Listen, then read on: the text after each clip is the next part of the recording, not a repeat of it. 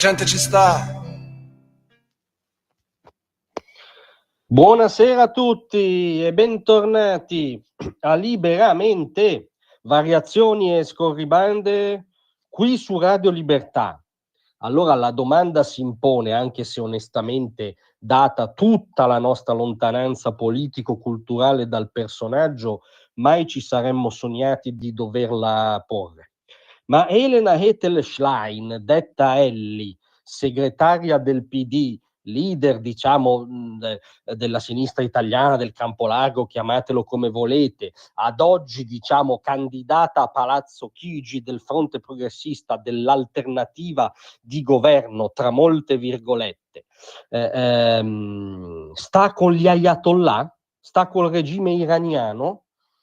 Tra l'altro sarebbe, come dire, veramente il cortocircuito finale. Parliamo della stessa Elli, femminista, ultrafemminista, arcobaleno, attivista LGBTQ+, e non so quante altre consonanti, inclusivista, sostenitrice legittimamente dell'ideologia fluida. Quella Elli sta col regime che impicca gli omosessuali, reprime gli iraniani fin nelle vite più private, manda la polizia morale a picchiare a morte le donne col velo, le imprigiona in carceri orrendi senza alcuna parvenza di un legittimo processo. Cioè, stiamo parlando di questo cortocircuito finale?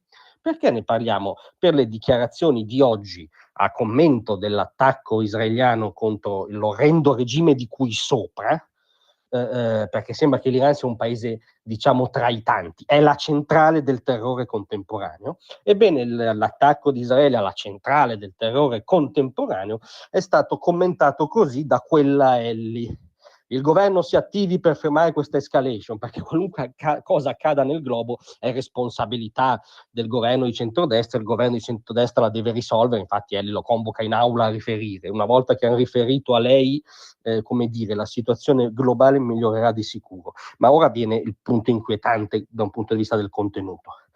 L'attacco di Netanyahu sull'Iran, non date la personalizzazione per, come dire, scorporare Netanyahu dal suo popolo che l'ha legittimamente eletto in libere elezioni, che è il popolo ebraico.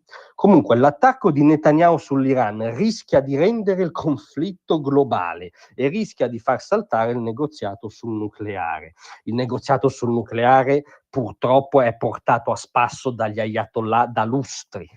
Ha portato a spasso amministrazioni democratiche, stava provando a portare a spasso anche Trump, solo che Trump non si fa portare a spasso perché, come ha appena scritto sui suoi social, aveva dato 60 giorni all'Iran per fare un accordo. L'Iran forse pensava che Trump fosse Biden.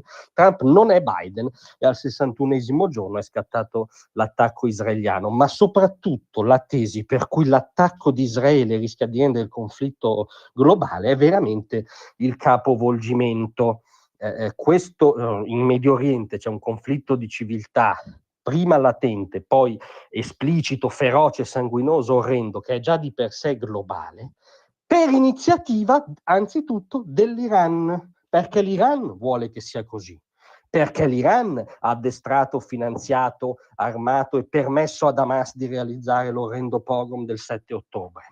Perché l'Iran, da lustri anche lì, mantiene, arma, finanzia Hezbollah, una milizia terrorista che infierisce ogni giorno su civili israeliani, oltre che del Libano. Perché l'Iran ha scatenato gli Houthi a danno del commercio globale, attaccando anzitutto navi petroliere americane e occidentali. Il conflitto in Medio Oriente è già globale, Elli, benvenuta, e lo è per volere dichiarato dell'Ayatollah Khamenei e dei gentiluomini che lo circondano e compongono la gerarchia della teocrazia iraniana. Niente, poi Elli ritira fuori Meloni perché l'è affezionata. Meloni non si schiacci su Trump e faccia qualcosa, ricordando che l'Italia ripudia la guerra. A parte il fatto che Ellie fa un'equazione falsa. Le posizioni di Trump e Netanyahu non sono totalmente coincidenti. Trump ha provato sinceramente a fare un deal che, parole sue, non vogliono gli iraniani, e quindi Trump evidentemente ora trova legittima l'atto di autodifesa rispetto alla possibilità che gli ayatollah abbiano l'atomica, ed è pronto a difendere Israele. Quindi la realtà è sempre più articolata delle supercazzole di Ellie. Dopodiché indubbiamente l'Italia ripudia la guerra, e per quello che lei dovrebbe dire una sillaba contro Hamas, Hezbollah e Houthi, i loro mandanti, il loro dante causa, la testa della piova terrorista, sempre il suddetto Iran, perché l'Italia ripudia anche i pogrom, immaginiamo, facciano parte della cultura costituzionale italiana. Quindi questa dichiarazione che sembra piovere da Marte, per cui in un Medio Oriente pacificato e improntato alla convivenza armonica di civiltà, oggi c'è questa iniziativa scomposta di Israele, perché questa è la narrazione di Ellie, riecheggia oggettivamente, che Ellie ne sia consapevole o no, la narrazione degli ayatollah, e quindi ci chiediamo se la iper LGBT Ellie Schlein sta con gli oscurantisti, omofobi, teocrati, assassini, dittatori di Teheran, perché sarebbe davvero il cortocircuito finale. Grazie a tutti, a presto.